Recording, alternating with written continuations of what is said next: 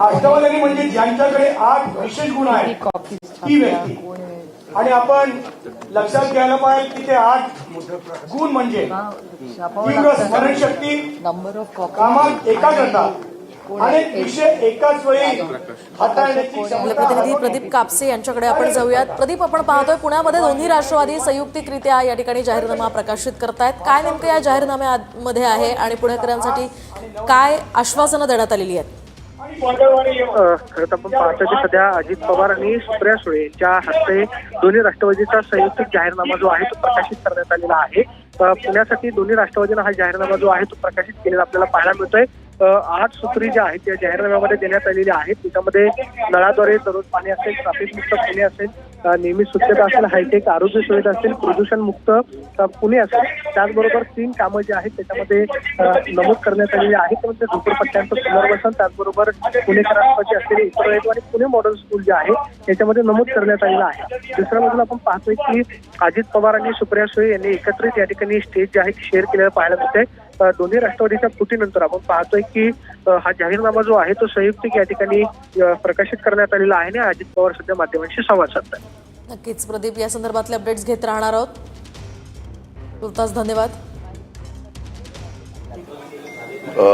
उपस्थित खासदार सुप्रिया सुळे, खासदार डॉक्टर अमोल कोल्हेजी, श्रीकांत पाटील, सुभाष जगताप, चेतन तुपे पाटील, दीपक भाऊ मानकर, विजयराव कोलते, भीम आर्मीचे प्रदेशाध्यक्ष सीतारामजी गंगावणे, विशाल मनाली, सर्व उपस्थित, विकासराव, राजलक्ष्मीताई, सर्व उपस्थित दोन्ही राष्ट्रवादी काँग्रेस पक्षाचे सन्माननीय पदाधिकारी, तसंच उपस्थित असणारे माझ्या पत्रकार बांधवांनो आणि तरुण मित्रांनो, आपल्याला सगळ्यांना माहिती आहे की 2 दिवसापूर्वी ह्याच ठिकाणी अलार्म वाजून 1 अलार्म 5 काम अशा प्रकारची घोषणा आम्ही दोन्ही राष्ट्रवादी काँग्रेस पक्षाच्या वतीनं केलेली होती. पत्रकार परिषदेत आम्ही 5 कामांना प्राधान्य अगदी टॉप प्रायोरिटीनं देणार आणि नंतर इतर पण प्रश्न आहेत, परंतु त्याच्यामध्ये नळाद्वारे दररोज पाणी, ट्रॅफिक मधून खड्डेमुक्त पुणे शहराला करणार, नियमित स्वच्छता पुण्यामध्ये झाली पाहिजे अशा पद्धतीनं आम्ही नियोजन करणार, हायटेक आरोग्य सुविधा आणि पुणे महानगरपालिकेचा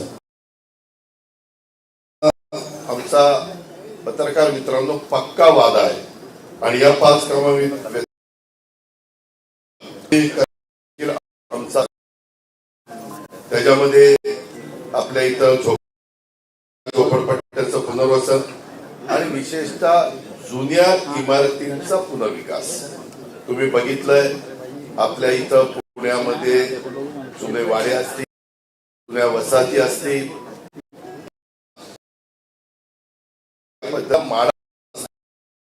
त्यावेळेस माडाच्या पण त्याचा आता पुनर्विकास करणं काळाची गरज आहे आणि त्याच्या सरकारने पण UDCPR मध्ये वेगवेगळ्या प्रकारचे असेल ह्याच्यामध्ये काही बदल केलेले आहेत आणि म्हणून फॅमिली वाढलेल्या आहेत. आता तुम्ही बघा पूर्वीमध्ये 1 फॅमिली होती, त्यांच्यात 3-3 फॅमिली झालेल्या आहेत, 2-2 फॅमिली, 4-4 फॅमिली झालेल्या आहेत आणि त्यामुळं या सगळ्याच्या बद्दल पुनर्विकास करणं नितांत गरजेचं आहे. पुणेकरांच्या प्रति उत्तरदायी म्हणून काही गोष्टी ह्या आम्ही त्याच्यामध्ये करतोय आणि 150 पुणे मॉडेल शाळांची उभारणी.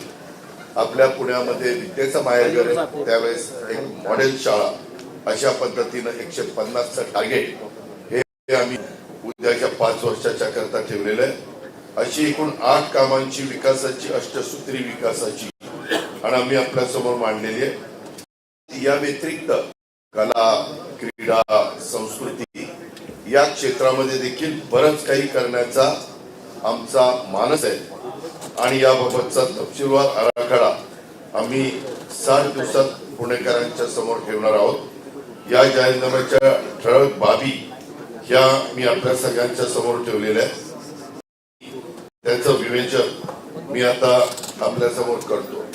हे तुम्ही आता बघितल्यानंतर तुमच्या सर्वांच्या लक्षामध्ये की काही बाबतीमध्ये तुम्हाला प्रश्न देखील पडेल की बाबा हे कसं तुम्ही करणार आहे. आता उदाहरण जर सांगायचं म्हटलं तर अष्टवधानी नेतृत्वाची 5 कामं पक्कावादा 3 कामं करूच्या पद्धतीचं हे सगळं आहे. आता या संदर्भामध्ये आपल्याला दररोज नळाद्वारे पाणी हे अशक्य गोष्ट नाही. आता इथं डॉक्टर कोल्हे साहेब बसलेले आहेत, इतर मान्यवर आहेत, सुप्रिया सुळे. त्यामध्ये काय झालंय, काही आपला नवीन गावांचा परिसर आला त्याच्यामध्ये पत्रकार मित्रांनो इतक्या मोठ्या प्रमाणावर टँकर माफिया, नवीन गावं जाऊ द्या, वडगाव शहरी परिसरामध्ये देखील खूप मोठ्या प्रमाणावर टँकरची समस्या आहे. तर सुनील टेंगे बसले, बाकीचे आमचे मान्यवर बसलेले, ते पण सगळेजण कबूल करतील. आणि मला इतक्या सोसायटी धारक आता भेटतायत या निवडणुकीच्या निमित्तानं, सकाळी अर्ली मॉर्निंग येऊन भेटतायत. त्याच्यामध्ये वाघोली वेलफेअर सोसायटी असोसिएशन ते पण मला भेटले. अशा खूप यांच्या समस्या आहेत आणि करोडो रुपयाचा यांचा पैसा जातो. आणि त्याच्याकरता व्यवस्थितपणे वितरण व्यवस्था, व्यवस्थितपणे उंच टाक्या ह्या तातडीनं बांधण्याची गरज. खरं तर आता इतकी मोठी टेक्नॉलॉजी आलेली आहे आणि जर वॉल फुटिंगवर काम करायचं म्हटलं तर टाक्या आपण ताबडतोब बांधू शकतो आणि जागा उपलब्ध करून देऊ शकतो. परंतु मागच्या काळामध्ये त्याला डिले झालेला आहे. 15ला मी तुमच्या माहिती करता सांगतो, आम्ही 2818 कोटींची मंजुरी दिलेली होती. आमची मुदत संपत आले त्यावेळेस 82 पैकी फक्त 59 टाक्या अजून कार्यान्वित नाहीये आणि 200 किलोमीटर वितरण व्यवस्था 45,000 AMR अशा प्रकारे मीटर अजून बसवलेली नाहीयेत. आणि त्याच्यामुळं कारण नसताना अनेक पुणेकरांना त्याची किंमत मोजावी लागते. आणि म्हणून आम्ही ते दररोज पुणेकरांना प्यायला पाणी, वरसगाव पंचायत खडकवासला टेंबर भामासखेड हे तर आपण आणलेलंच आहे. आपण त्याच्यामध्ये सुधारणा करू पाहतोय आणि बाकीचं मग आपण मुळशी डॅम असे टाटाची जी धरणं आहेत तिथनं पण आपण आणण्याचा प्रयत्न काम करणार आहोत. दुसरं म्हणजे आम्ही जे काही सांगितलेलं आहे की पुणे शहरातील 33 मिसिंग लिंक आणि 15 मुख्य रस्त्यांच्या दर्जात सुधारणा करून 150 किलोमीटरहून अधिक लांबीच्या या रस्त्यांमुळे पुणे शहरात कुठेही जाणे सोपे होईल. त्याच्यामध्ये टॉम ट्रॅफिक सर्वे या जगातल्या 501 शहरांचा अभ्यास करून या ट्रॅफिक मध्ये अत्यंत खराब अवस्था असणाऱ्या शहरांच्या मध्ये आपला पुण्याचा 4था नंबर लागतो. आणि त्यात सुधारणा करण्यासाठी मधील सर्व रस्ते संपूर्ण रुंदीने अशा पब्लिक ट्रान्सपोर्टला देखील सक्षम करणं गरजेचं आहे. हे मी आपल्याला मध्ये पण सांगितलेलं होतं. अनेक जाहीर भाषणामध्ये देखील मी माझी भूमिका मांडतोय आणि त्यामध्ये आमचा ही सगळी युती, आमचे दोन्ही पक्ष आणि आमचे भीम आर्मी आणि बाकीचे सगळे आमचे बरोबर आलेले सहकारी असे आम्ही एकत्र मिळून ते काम करणार आहे. मित्रांनो, तुम्हाला सगळ्यांना माहिती आहे मी पहिल्यापासून स्वच्छतेचा अतिशय मला आवड आहे. मला कुठेही काही काम करत असलो तर कुठं कचरा पडला तर मी ताबडतोब तिथल्या संबंधितांना सांगतो की बाबा हे ताबडतोब उचला, किंवा मला तिथं उचलता आला तर मी पण उचलायला मला कमीपणा वाटत नाही. ते आपलं सगळ्यांचं काम. सर्वेक्षण जे स्वच्छ सर्वेक्षण 2024 मध्ये त्याच्यात इंदूर असेल, देशात सुरत असेल, नवी मुंबई असेल, हे फार वरच्या क्रमांक आणि त्यामध्ये साधारण सोसायटी स्वतःचा कचरा स्वतः प्रोसेस केला आणि सोलर वापरले तर सोसायटीच्या कॉमन मालमत्ता करात देखील आपण 20% सवलत देण्यात घेतला. काय लोकांना काही इन्सेंटिव्ह दिल्याशिवाय लोक तिकडे आकर्षित होत नाही. आणि त्याकरता उद्याच्याला त्या सोसायटी धारकांना की आपला समजा 50 लाख रुपये किंवा 1 कोटी रुपये धरा, त्यांचा सगळ्या प्रकार वगैरे खर्च होतोय सगळ्यांचा. उदाहरण सांगतो, त्याच्यात 20% सवलत दिली म्हणजे 20 वाचणार आहे. त्यावेळेस मग ते आणि त्याच्यातून पर्यावरणाचा पण समतोल साधला जाईल. अशा पद्धतीनं आम्ही ह्याच्यामध्ये त्यांना सवलत देऊन प्रोत्साहन देतोय आणि ग्रीन सोसायटी म्हणून त्यांना आम्ही सन्मान चिन्ह पण त्या ठिकाणी देणार आणि शहरामध्ये बंद पडलेल्या प्रक्रिया आणि त्यावर आधारित वीज निर्मिती प्रकल्पाची देखील आम्ही सखोल तांत्रिक आर्थिक आणि पर्यावरण तपासणी करून त्याच्यातनं पुढे जाणार. त्याच्यामध्ये पुणे महानगरपालिकेने फक्त 11 ऑटोमॅटिक स्वीपिंग मशीन आहे, 12,350 सफाई कर्मचारी कॉन्ट्रॅक्टरचे आणि आपले परमनंट धरून तरी देखील वेगवेगळ्या भागामध्ये कचऱ्याचे ढीग दिसतात. हे आपण पण सगळेजण अनुभवतोय. ते आम्हाला बंद करायचंय. त्याकरता पुण्याची सूत्र उद्याच्या 5 वर्षाच्या करता पुणेकरांनी आम्हा लोकांच्या हातामध्ये द्यावी, आमच्या उमेदवारांना निवडून द्यावं ही आमची विनंती आहे, ही आमचा आग्रह आहे. टर्शरी हॉस्पिटलमधील तज्ञ डॉक्टरांवरील ताण कमी करण्याच्या दृष्टीनं तसेच घराच्या 2 किलोमीटर परिघाच्या आत प्राथमिक वैद्यकीय सुविधा मिळण्यासाठी प्रायमरी हेल्थ सेंटर खूप महत्वाची आहे आणि तशा पद्धतीनं आम्ही आमच्या जाहीर 30 लाख लोकसंख्येच्या मागे 1400 बेड उपलब्ध आहेत. पण आपल्या पुण्यामध्ये लाख 425 बेड त्या ठिकाणी उपलब्ध आहे. हे फार होतंय. त्याच्यामध्ये हे अशा पद्धतीचं शिक्षण आरोग्य आणि अशा मूलभूत सुविधा पालिका देऊ शकत नसेल तर त्याला काही अर्थ नाही. त्याकरता आमच्या इथले जे स्थानिक नेतृत्व आहे ज्यांच्या हातामध्ये पुणे महानगरपालिकेचा कारभार आहे त्या गोष्टीला आमचा त्या ठिकाणी विरोध आहे आणि म्हणून मी आपल्याला सगळ्यांना सांगेन की आज इतक्या मोठ्या प्रमाणावर आपल्याला बेड हे उपलब्ध करावे लागणार आहे. त्याचबरोबर इतर पण काही उपक्रम आम्ही घेतलेले, उदाहरणार्थ आपल्या बीएमसीच्या अखत्यारीमध्ये भारतरत्न अटल बिहारी वाजपेयी वैद्यकीय महाविद्यालयाला अत्याधुनिक बनवण्याचं काम, स्वतंत्र रोग रुग्णालयाची उभारणी, अत्याधुनिक बर्न वॉर्ड सुविधा. आपल्याला माहिती आहे की जर कुणी भाजलेले पेशंट आले तर सूर्या हॉस्पिटल इथं प्रथम प्राधान्य दिलं जातं. परंतु त्याचबरोबर अनेक ठिकाणी या घटना घडतात म्हणून बर्न वॉर्डची पण सुविधा केली गेली पाहिजे. अशा तज्ञ डॉक्टरांची डिजिटल सल्लामसलतीसाठी टेलिमेडिसिन हे पण आमचं त्या ठिकाणी उद्दिष्ट राहणार आहे आणि तशा पद्धतीचं ते काम आम्ही करू पाहतोय. प्रदूषणाच्या बाबतीमध्ये 980 MLD रोजचं निर्माण होणारं सांडपाणी फक्त 503 MLD सांडपाणी शुद्ध करण्याच्या पालिकेकडे यंत्रणाच नाहीये आणि 9 STP पैकी 6 जुने झाले. हे सांडपाणी आपल्या नदीला जातं, मग ते मुळाला असेल, मोठाला असेल, इंद्रायणीला असेल, पवनाला असेल आणि हे सोडल्यावर कसं पर्यावरण सुरक्षित राहणार अशा प्रकारचा प्रश्न आहे.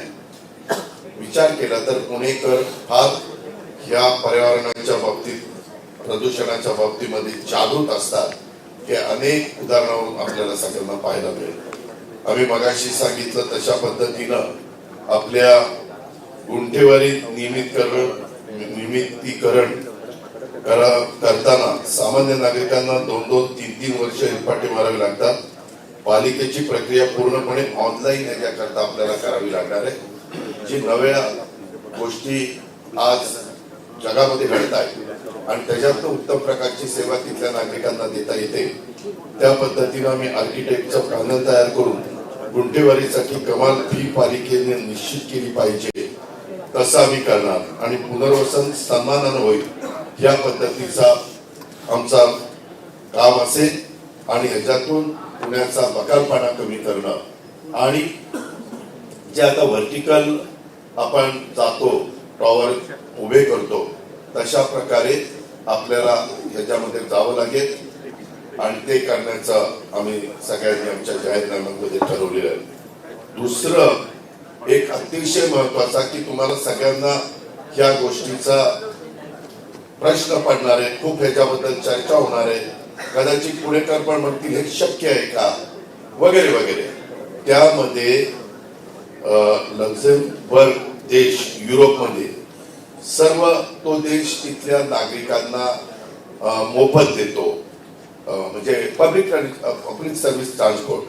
इस्टोनिया हे पूर्व युरोपमध्ये, US मध्ये डेट्रॉइट, मियामी, फ्रान्समध्ये, त्याच्यामध्ये टर्की, तसेच युरोपमधील अनेक लहान मोठ्या शहरांच्या मध्ये मेट्रो आणि ट्राम, तर काही ठिकाणी बस सर्वांच्यासाठी मोफत त्या ठिकाणी दिली जाते.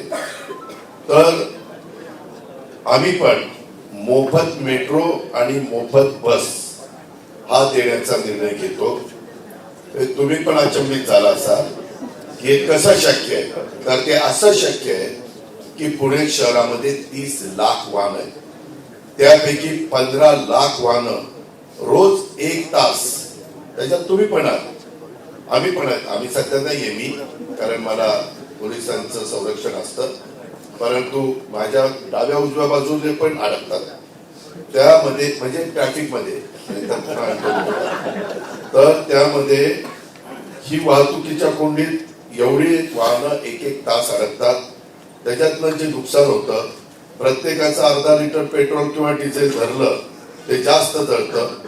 50 रुपयेच आपण धरू अर्धा लिटरचे, 15 लाख वाहनं, 7.5 कोटी रुपये रोज असे पुणेकरांचे वाया जातात. आणि ते मॅन आवर पण वाया जातात. 150 रुपये गुणिले 15 लाख असे 22.5 कोटी रुपये त्यांच्या मॅन आवरचे होतात. आम्ही 150 रुपये त्याच्यामध्ये धरतोय. एकूण 30 कोटी रुपये रोज पुणेकरांचे खराब रस्ते आणि ट्रॅफिक जाममुळे नुकसान होतं, बुडतात. 30 कोटी रोजचे म्हणजे महिन्याला पुणेकरांचे 900 कोटी रुपये, 900 कोटी रुपये हे वाया, त्याच्यामध्ये महिन्याला वाया जातात. वर्षाचे काढले तर पत्रकार मित्रांनो 10,800 कोटी रुपये. मग तुम्ही मला सांगा, जर 10,800 कोटी रुपये पुणेकरांचे वाया जात आहेत. आज पुणेकर 25-26चा अर्थसंकल्प होता तो 12,600 कोटीचा होता. पिंपरी चिंचवडचा अर्थसंकल्प 25-26चा 9,600 कोटीचा, साधारण 3,000 वर काही कोटीचा फरक. तिथं 3 विधानसभा मतदारसंघ, इथं 8 विधानसभा मतदारसंघ, एवढी मोठी लोकसंख्या. आणि ह्या 12,600 कोटीला तर त्यांचे मॅन आवर, त्यामध्ये जर मोफत बस आणि मेट्रो, सांगतो मेट्रो किंवा PMPML, PMT आणि PCMT एकत्र करून आपण PMPML ही कंपनी स्थापन केली. दोन्ही मिळून 5 अधिक 20 कोटी महिन्याला, म्हणजे वर्षाला 300 कोटी रुपये द्यावे लागतील. साधारण 5 कोटी हे मेट्रोचे आणि PMPML चे 20 कोटी महिन्याला. आम्ही त्यांच्याशी चर्चा केली. त्यांची ती बिलं, त्यांचं ते तिकीट काढणं, तिथं थांबणं, ते तिकीट काढण्याच्या करता त्यांना जो खर्च येतो ते सगळं बघणं, त्या सगळ्याचा आम्ही विचार केला. मी इथल्या अधिकाऱ्यांची नावं घेत नाही, परंतु निवडणूक लागायच्या आधी त्या अधिकाऱ्यांची मी चर्चा केली. आणि माझ्या डोक्यात जसं पाठीमागच्या काळामध्ये लाडली बहिणा आणि 3, 5, 7.5 हॉर्सपावर वीज पंपांना वीज माफी देण्याचा निर्णय महायुती सरकारने घेतला, तशा पद्धतीनं आपल्या पुण्यात पिंपरी चिंचवडमध्ये PMPML आणि मेट्रो हे फ्री केलं तर काय घडू शकतं. तर हे 5 कोटी आम्हाला मेट्रोला म्हणजे कॉर्पोरेशनला द्यावे लागतील आणि पुण्यामध्ये, आणि PMPML ला 20 कोटी रुपये महिन्याला द्यावे लागतील. सगळ्या 12 महिन्याचा 300 कोटी रुपये होतो. मागाशी मी तुम्हाला सांगितलं की जवळपास 10,800 कोटी अनेक पुणेकरांचे मिळून वाया जात आहे.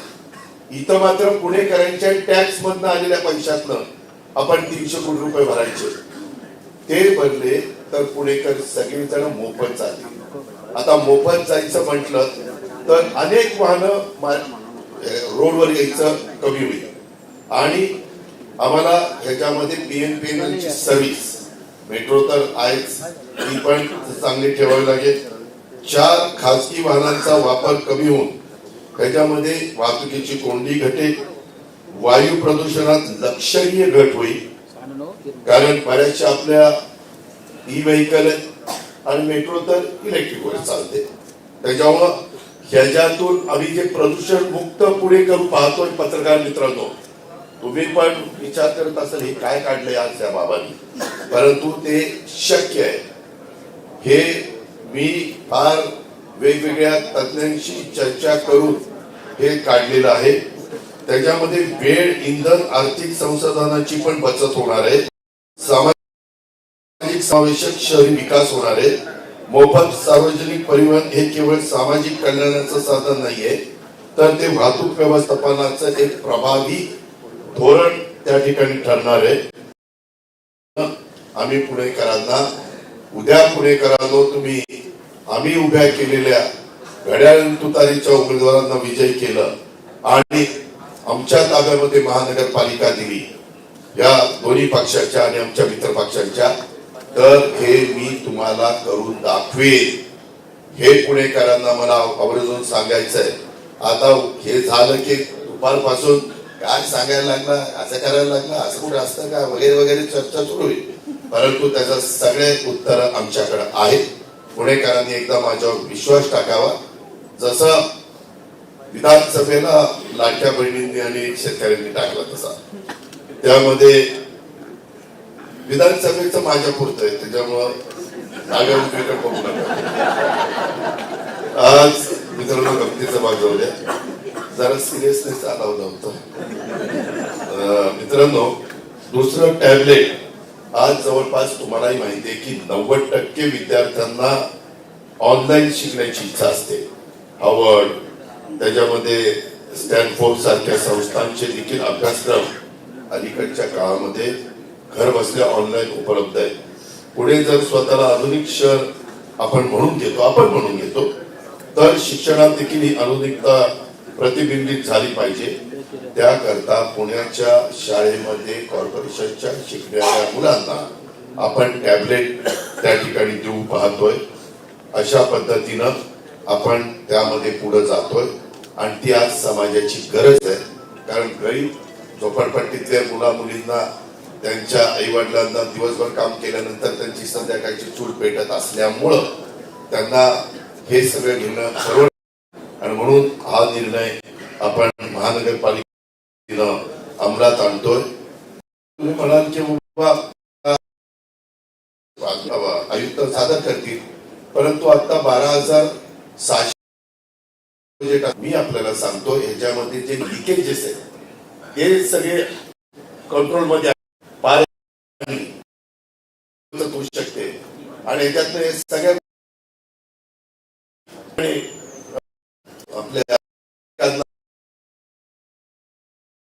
आपल्या मदत करू शकतो.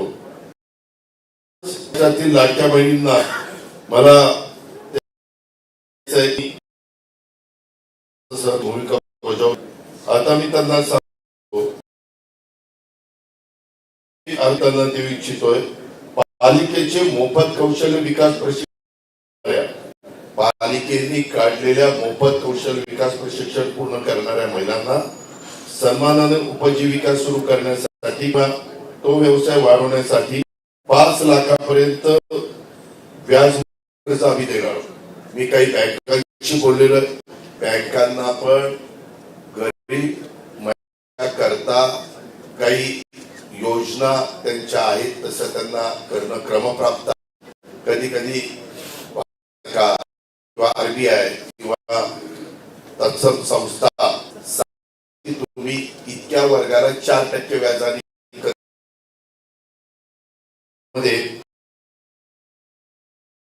घेतलं तर व्याज 5 वर्षाच्या कर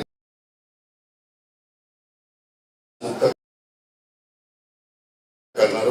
राज्य सरकारच्या पण विविध योजना मला आपल्याला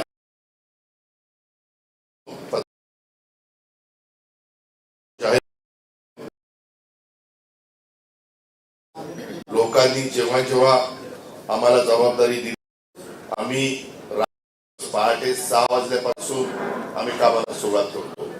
आम्ही आळशी नाहीये, आम्ही कामाची माणसं आहोत. आणि त्याच्यामुळं आम्हाला उत्साह असतो मनापासून. आपल्या पुण्याकरता, आपल्या जिल्ह्याकरता, आपल्या लोकांच्या करता हे आपण केलं पाहिजे. आणि याच्यातून बदल आम्ही आणतो. पुण्याची दिशा बदलवणारा हा आम्ही आता तुमच्या पुढे सादर केलेला जाहीरनामा आहे. तुम्ही मला पुणेकरांनी किंवा राज्याने पालन केलं, उपमुख्यमंत्री केलं, त्यामध्ये मी कधी करत असताना त्याला जाऊ दिलेला नाही, देणार पण नाही. मला जमणार नाही ते मी तोंडावर सांगितले, हे काय आपल्याला जमत नाही. पण हा जाहीरनामा मी कृपा करून पत्रकार मित्र आपल्या मार्फत मला पुणेकरांना सांगायचंय की कौतुकासाठी दिलेला किंवा लिहिलेला किंवा सादर केलेला हा जाहीरनामा नाहीये. हा मोजमापासाठी लिहिलेला आहे. जर रोज स्वच्छ पाणी आलं नाही तर आम्हाला जाब विचारला जाईल. पावसानंतर रस्ते खराब झाले, पाणी तुंबलं तर आम्हाला जाब विचारला जाईल. आरोग्य असो किंवा प्रदूषण असो आम्हाला जाब विचारला जाईल. ही जबाबदारी आम्ही स्वीकारतोय. त्याच्या स्थानिक स्वराज्य संस्था निवडणुका झाल्या की महाराष्ट्रात 3.5 वर्ष कुठल्या निवडणुका नाही, 3.5 वर्षांनीच लोकसभा आहे. त्याच्यावर आम्हाला हे काम आणि आपलं सरकारचं काम, त्यामुळं मी हे निश्चितपणे करू शकतो. त्याच्यामध्ये आमचे डॉक्टर अमोल कोल्हेजी आहेत, आमची सुप्रिया सुळे आहेत, आमचे चेतन पाटील आहेत, सुनील आहेत, सगळे आमचे सहकारी आहेत आणि आम्ही सगळीजण काम करणारी माणसं आहोत.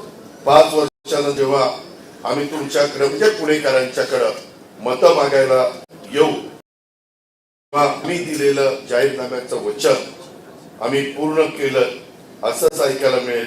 हे पूर्ण झालं नाही असं ऐकायला मिळणार, कारण आम्ही केलं नाही तर पुन्हा पुणेकर आम्हाला दार उभं करायचं नाही. त्याच्यामुळे आम्हाला माहिती आहे पुणेकरांचा स्वभाव, कारण आम्ही पण पुणेकर आहोत. पुणेरी पाट्याबिट्या तर जगप्रसिद्ध आहे. त्याच्यावर मला ऐकायचं की आम्ही दिलेली या जाहीरनाम्यातली कामं पूर्ण झाली आणि याच्या पुढं काय हा मी त्याच्यामध्ये आम्ही सगळेच जण स्वतःसाठी ठरवलेला निकष आहे. हे पण तुम्ही सगळ्यांनी ध्यानामध्ये घ्या आणि ह्या पद्धतीनं आमचा जाहीरनामा आम्ही पुणेकरांच्यासाठी, पुण्याच्या जनतेच्यासाठी आम्ही हे सगळं करून दाखवणार.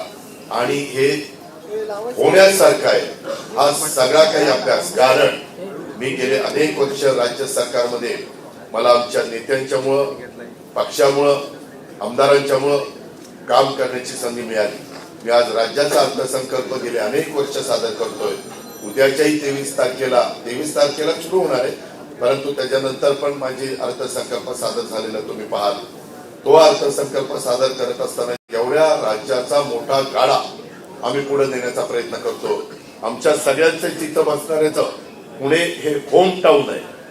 त्याच्यामुळं आम्हाला जो पुणेकरांच्या बद्दल आपुलकी जिव्हाळा प्रेम आहे ते इतर कोणी बाहेरचे लोक येऊन सांगितलं तर ते तेवढ्या पुरतं सांगतील आणि त्यांच्या पुढच्या कार्यक्रमाला जातील.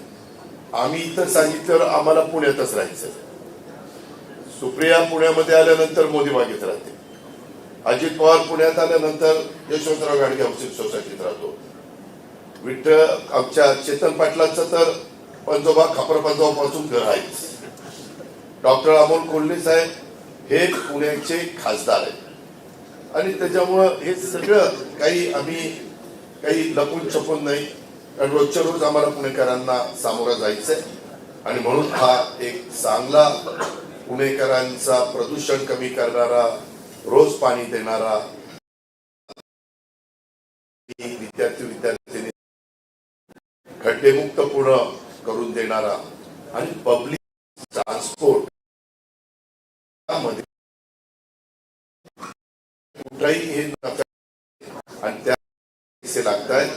ती रक्कम आपल्या पुण्याच्या बजेटच्या दृष्टीनं फार कमी आहे आणि त्याच्यातून खूप मोठ्या प्रमाणावर वाहनं रस्त्यावर कमी आलेलं चित्र आपल्याला सगळ्यांना पाहायला मिळेल आणि एक चांगल्या पद्धतीनं पुणेकरांना या सगळ्या गोष्टीचा मदत पण होईल. आणि त्याच्यातनं एक चांगलं वातावरण पण आपल्याला पुन्हा करता येईल. धन्यवाद.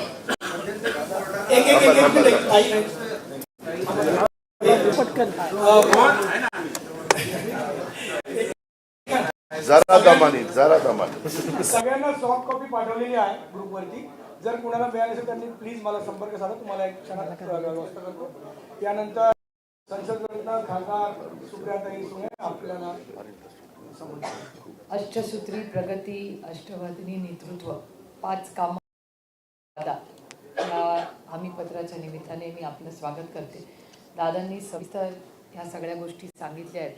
त्यातल्या थोड्या गोष्टी मी आणि अमोलदादांच्या वतीने आम्ही दोघंही पुण्याचे वनथर्ड लोकप्रतिनिधी आहोत. एक तर टँकर माफियाचा जो उल्लेख दादांनीचा अनुभव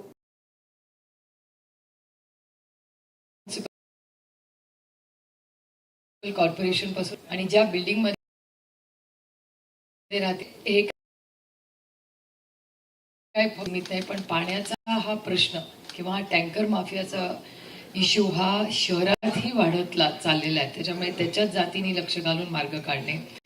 लास्ट माइल ज्या मेट्रो दादा बोलले आता त्याची एक लास्ट माइल कनेक्टिव्हिटी जोपर्यंत पूर्ण हो, कारण हा प्रयोग दिल्लीत शिलाजींच्या काळात यशस्वीपणे झाला.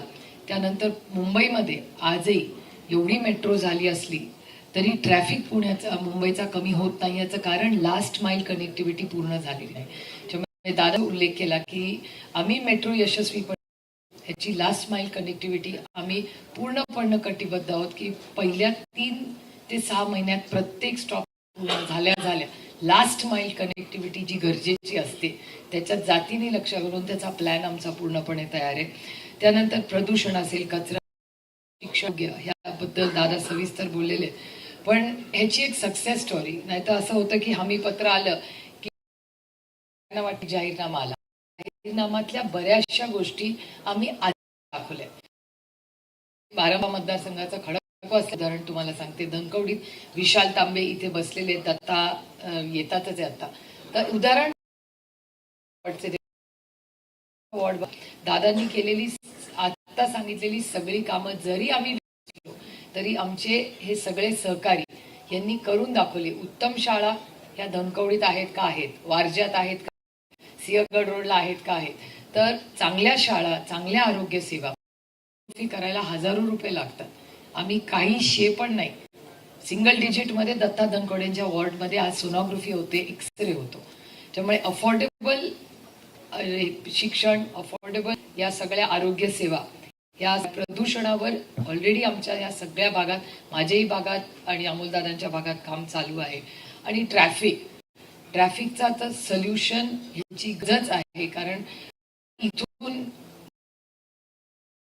मगरपट्ट्या जायचं, मला वाटतं आपण बरेच जण म्हणून हायवेनी मुंबईला गेलेलं सोपं, पण पुण्याचा एक ट्रॅफिकचा पूर्ण प्लॅन दादांच्या नेतृत्वात ऑलरेडी तो प्लॅन झालेला आहे. त्यामुळे ही लास्ट माइल कनेक्टिव्हिटी आणि ह्या गोष्टी केल्या तर या सगळ्यातून पुढच्या 3 ते 5 वर्षात पुण्यात एक मोठा बदल झालेला आपल्याला दिसेल.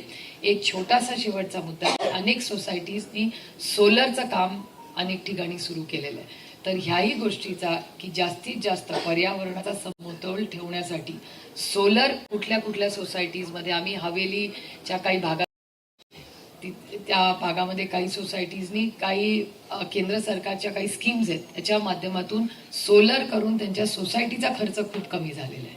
त्यामुळे असेही चांगले इंटरव्हेन्शन्स या सगळ्या भागात झाले. त्या सक्सेस स्टोरी ज्या झालेल्या आहेत त्या सगळ्यांची एक मूठ बांधण्याचा एक प्रयोग या हमीपत्रात झालेला आहे. त्यामुळे ह्या सगळ्या गोष्टी होऊ शकतात का, तर जरूर होऊ शकतात. त्याच्या मागे फक्त इच्छाशक्ती असली पाहिजे आणि ती इच्छाशक्ती आज व्यासपीठावर सगळ्यांची आहे. या सगळ्या हमीनामाला आम्ही कटिबद्ध आहोत. कारण का पुणे या देशातलं, राज्यातलं नाही, पुणे देशातलं सगळ्यात महत्वाचं शहर आहे. फास्टेस्ट ग्रोईंग जी शहर आहे त्याच्यात पुण्याचं एक महत्वाचं योगदानी आहे महाराष्ट्राच्या इकॉनॉमीमध्ये, देशाच्या इकॉनॉमीमध्ये. त्यामुळे पुणे हे स्वच्छ, सुंदर आणि सुरक्षित असलंच पाहिजे आणि याच्यासाठी हा पत्र आहे.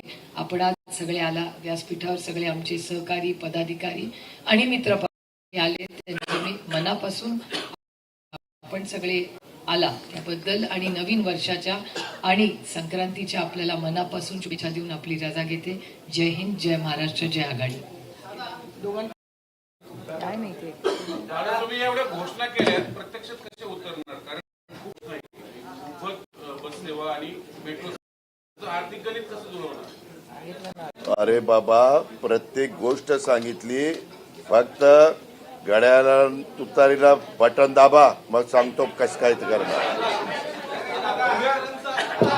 मी आता तुम्हाला पत्रकार मित्रांनो प्रत्येक गोष्ट सांगितली की 10,000 कोटीच्या पेक्षा जास्त कसं खर्च होतोय, वेळ वाया जातोय, पेट्रोल डिझेल होतोय आणि त्यांना आम्ही विचारून त्यांना करावं लागतं ते मध्ये काढलेलं ते सांगूनच मी तुमच्याशी बोलतोय.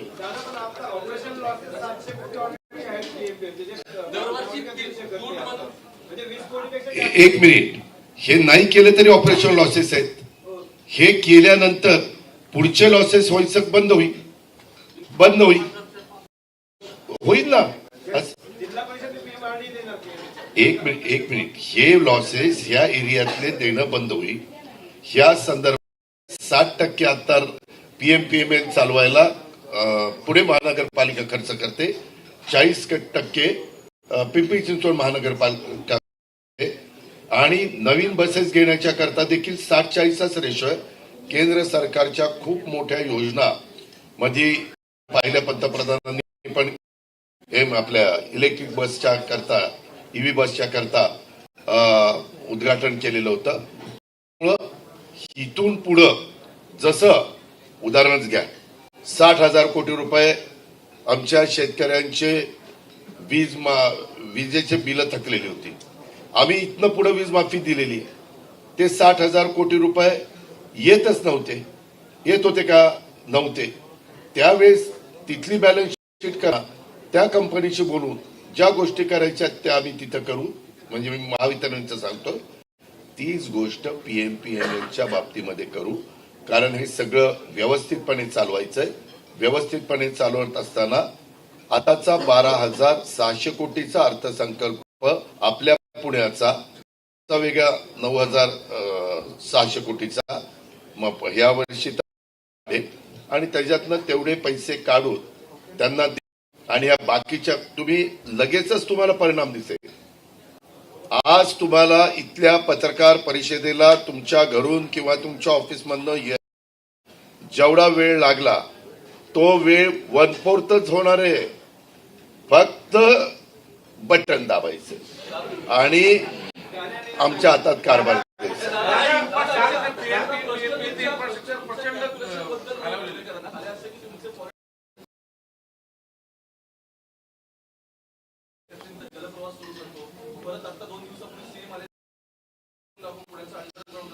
त्यामुळे प्रश्न पुढे करणं हा आहे, एक्झिक्युशन आणि घोषणा याच्यातलं अंतर वाढत आहे. त्यामुळे तुमच्यावरती ज्या घोषणा केल्या त्यामुळे लोकांच्या भोवळ उचलतात. मी जे काही घोषणा केली त्याच्यात अंतर वाढत नाही. फक्त तिकीट जायचं, मेट्रोत बसायचं, तिकीट न काढता PMPML मध्ये बसायचं. ह्याच्यात काय अंतर वाढतंय? कशाचं अंतर? फक्त खिशात हात न घालता बस फ्री आहे, पण आता 8 कोटी कमी नाही झाली. दिल्लीत पण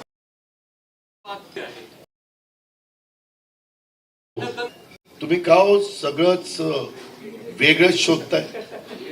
तुम्ही निगेटिव्ह राहू नका, पॉझिटिव्ह बी पॉझिटिव्ह.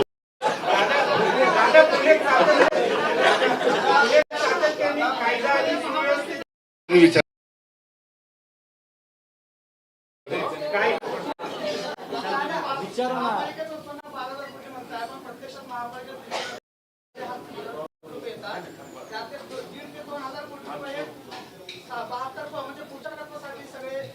पैसे असं असताना आर्थिक घोषणा करत आहोत, तर आणखी महापालिका बर्डन वाढत आपण मेकअप पण मोफत द्यायचा म्हणतोय आपण. अहो, हे नाहीये. तुम्ही का सगळं निगेटिव्ह विचार करताय? ह्याच्यामध्ये विचार करत असताना एक ऐका तरी, त्यामध्ये संपूर्ण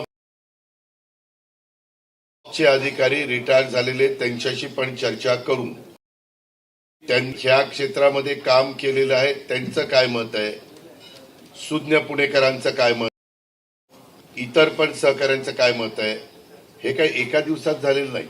मी जे तुम्हाला सांगत होतो की मी पुढे जाहीरनामा देतो, आमच्या सहकारी मित्रांशी चर्चा करून, असं हे सगळं चर्चा करून हितं गोष्टी येऊ शकतायत. जाहीरनाम्याच्या निमित्तानं आपल्या सगळ्यांच्या समोर आलेलं आहे. 10 मे बस सुरू केली होती पीएमपीएल ने, जे सीएम ने सुरू केली होती ती पण पडली, फक्त 10 रुपयात तिकीट नाही भेटले नाही. कुठे अहो तेच मी सांगतोय, त्यांना जमलं नाही म्हणून तर मला द्या म्हणून. दादा, पुण्यात वारंवार या गुन्हेगारी घटना घडतायत आणि त्याच्यामुळे पुण्याचं नाव देशभरात बदनाम होतंय, तर सुरक्षित पुण्याची तुम्ही हमी देणारी काय याच्यामध्ये? हमी देण्याच्या करता इथं सीसीटीव्ही कॅमेरे, लॉ अँड ऑर्डर 2-3 लोकांच्या डिपार्टमेंटची हा प्रश्न संबंधित आहे. एक, इथल्या सीसीटीव्ही कॅमेरे आणि बाकीच्या पण सुविधा नीटपणे द्याव्या लागतील आणि विशेष करून पोलीस यंत्रणा यांची मदत अतिशय मोठ्या प्रमाणावर त्या ठिकाणी घ्यावी लागेल. म्हणूनच मधल्या काळात पत्रकार मित्रांनो तुम्ही बघितलं असेल, राज्यामध्ये सगळ्यात जास्त पोलीस स्टेशन जर कुठल्या म्हणण्यात आली तर ती पुण्यात करण्यात आली. सगळ्यात जास्त स्टाफ यंत्रणा पोलीस दलात आला तर तो पुण्याला देण्यात आला. स्ट्रक्चरला तुम्हाला सगळ्यांना माहिती आहे, यंदाचं आमचा तुमचा जिल्हा वार्षिक आराखडा 1400 कोटीची होती. त्याच्यात किती कोटी पुण्याच्या ह्या सगळ्या इन्फ्रास्ट्रक्चरच्या करता आपण दिलेले, त्याची माहिती तुम्ही घ्या. ह्या सगळ्या गोष्टी कशा करता दिल्या की ते ताबडतोब त्या ठिकाणी पोचावे. त्यांना ज्या ज्या काही यंत्रणा पाहिजे होत्या त्या आपण देण्याचा प्रयत्न केला. इव्हन ते हे फिरतं नव्हतं ड्रोन, ते ड्रोन पण पाडण्याच्या करता एक वेगळ्या प्रकारची रायफल लागती, त्या पण ह्या गोष्टी हे कशा करता करतोय, उगीच काहीतरी द्यायचं म्हणून नाही दिलं. या सगळ्या गोष्टीवर आळा बसावा आणि पुणे चांगल्या वातावरणात जीवन ही सुरुवात आहे. आता त्याच्यात महत्वाची भूमिका महानगरपालिका बजावू शकते. त्याकरता महानगरपालिका आमच्या विचाराची जरा लबेन बोलते. अरे थांब ना जरा. ताई आता म्हणाल्या की टँकर वापरूया, त्यांच्या सोसायटीत पण टँकरने पाणी आणि महापालिकेत जो पाण्याचा प्रश्न रेशो आहे, जो वाटपाचा विषय आहे, तर तो वकिली करून तुम्ही सॉल्व्ह करणार. त्यामध्ये तोच वाद आहे की जलसंपदा विभाग म्हणतात मानसिक 300 लिटर आम्ही पाणी देतो. आपले महानगर पाणी आम्ही घेत नाही, फ्लोटिंग चा विचारच करत नाही. त्यावेळेस ज्यावेळेस वेग म्हणजे महानगरपालिका आणि जलसंपदा यांचे वाद ज्यावेळेस होतात त्यावेळेस ह्याच्यामध्ये काही तज्ञांना मीटर स्थिती काय, पाण्याची गळती आहेत का, हे म्हणतात ते बरोबर आहे का, हे म्हणतात ते बरोबर आहे, आणि त्याच्यातनं असेल आणि करणे काय गरज आहे ते आम्ही करणार आहोत. तुमच्यासाठी प्रश्न आहे. ताई, तुम्ही सांगितलं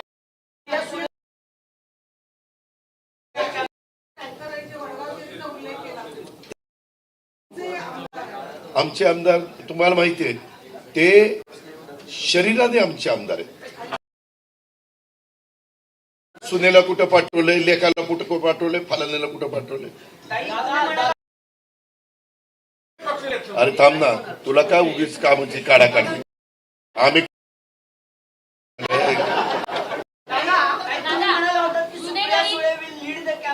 म्युनिसिपल कॉर्पोरेशन दादा गेल्या 8 ते 10 दिवसांपासून पुण्यात ठाण मांडून आहे. रॅल्या झाल्या, सभा झाल्या, कुठे 2 ते 3 दिवस प्रचाराला उरले. दादा पळत होते सकाळपासून, तुम्ही दिसला नाही. तिनं मला सांगितलं, दादा तू मोठा भाऊ आहेस. मला सोशल मीडियावर फॉलो करता, कुठे आहे याचा थोडा अभ्यास करा. काही मुद्दा तो आहे. काही कार्यकर्ते तुमच्यासाठी लोकसभेला चपला घासून पळाले.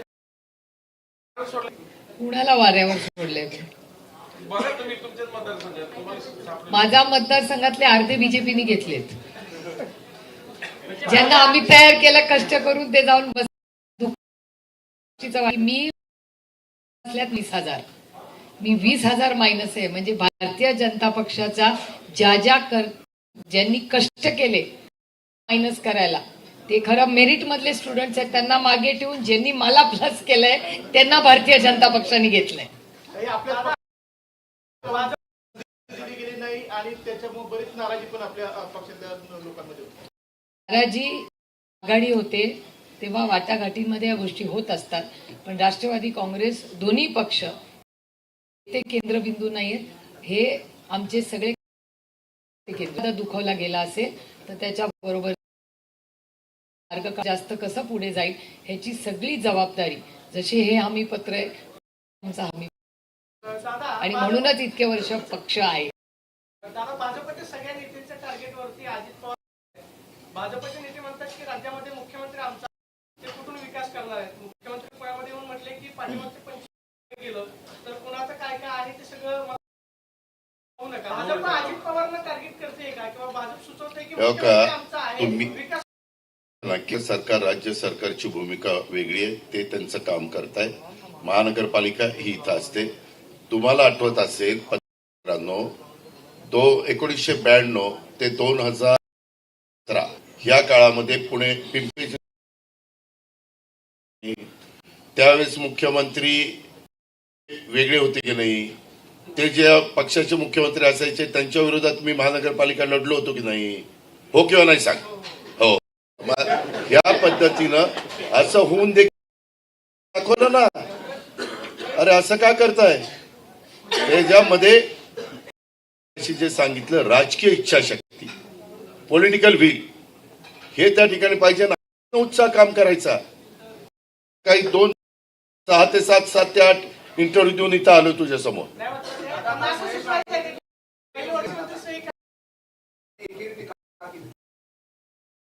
त्याने छोट्या नेत्याला एकेरीच बोलायचं असतं.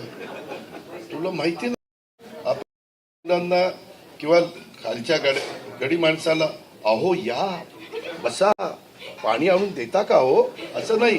हे पाणी आणून दे. त्याच्यामुळं त्याला तो मोठा असल्यामुळे तो अजित पवार त्याला चिल्लर वाटतो. पण तो एक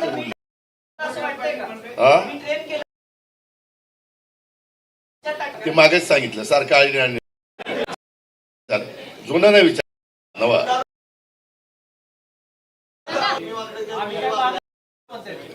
हो का या मला बोलू द्या. आम्हाला विकास करायचा आहे.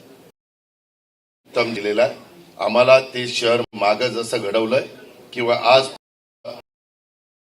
अनेक जण वेगवेगळ्या प्रकारे त्याला कुठंतरी थांबवून पुन्हा गत वैभव आपल्या त्याकरता आम्ही पुढे आलेलो आहोत. दादा पुण्यात गुन्हेगारीचा मोठा प्रश्न आहे. अंडेकर कुटुंबियांना तुम्ही उमेदवारी दिली आहे आणि 60 जे उमेदवार आहेत त्यांच्यावर वेगवेगळ्या प्रकारे दाखल आहे. त्यासाठी आम्ही काही दिसत नाही. त्या काही करणार आहात का. त्याबाबत ही गुन्हेगारी कमी करण्याच्या आम्ही मनापासून प्रयत्न करणार.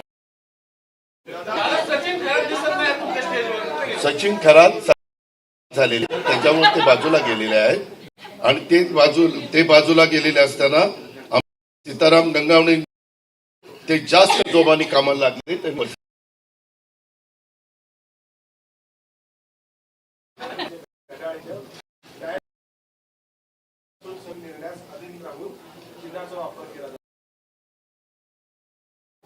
आम्हाला कोर्टाचे आदेश आहे. आम्ही कोर्टात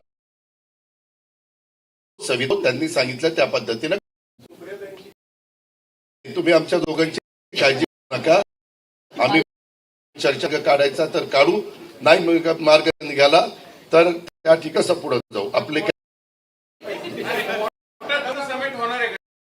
2 छोटे मुद्दे फक्त इतका चांगला जाहीर मला काय कारण का हे जे दादांचं पहिलं प्रेस जर तुम्ही डिटेल ऐकली असेल तुम्ही जे आर्थिक प्रश्न विचारले आणि हे मी एवढ्यासाठी जाणते की आपण नगरपालिकेसाठी बसलो. हा विषय खूप खूप गंभीर आहे, कारण का पुण्याच्या 5 वर्षाचा डेव्हलपमेंटचा.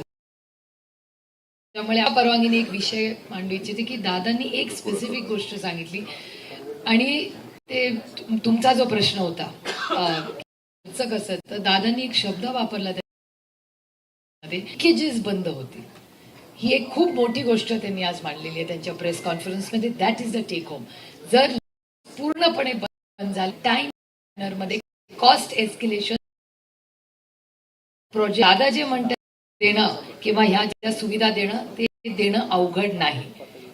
चॅलेंजेस कधी येतात जेव्हा कॉस्ट एस्केलेशन होतं आणि लिकेजेस होतात. ते स्पेसिफिकली म्हणाले की लिकेजेस बंद होतील.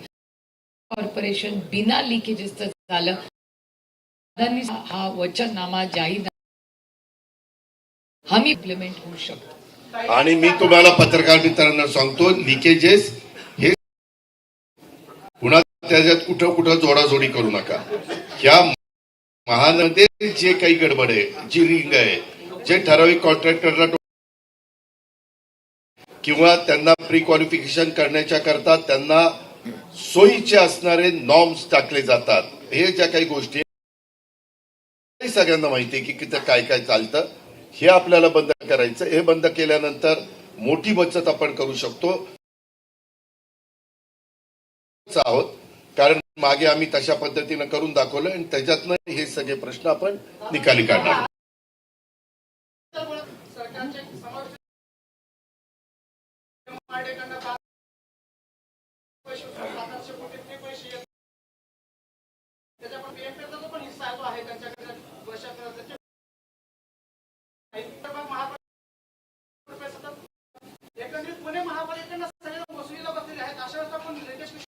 आपण जसं म्हणता की इतके पैसे मागतात, जलसंपदाचं काढलं. जलसंपदा म्हणतं की आमच्याकडनं आमचं ह्यांनी पाणी जास्त वापरलं, ह्यांचंच आम्हाला पैसे मिळाले, असं ते काही हे काही ते वादाचे क्लिष्ट प्रश्न आहेत. जीएसटीच्या बद्दल मी कमिशनरला दोघांना बोलवी, ज्यांचा याचा काळा अभ्यास आहे त्यांना बोलवी, समोरासमोर चर्चा करून त्या आपल्याला चर्चेतून मार्ग काढता येतो. हे अनेकदा सिद्ध झालेलं आहे.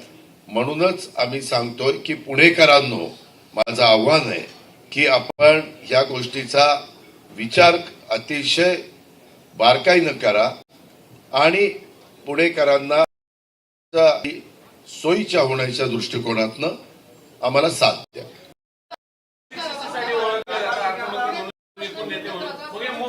अरे एकाने बोला रे काय.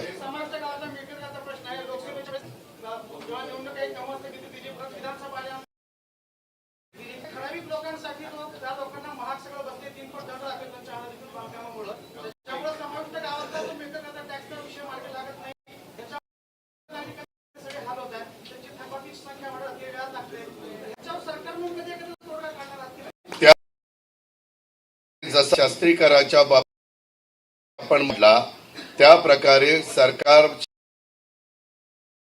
तो आम्ही काढू. चला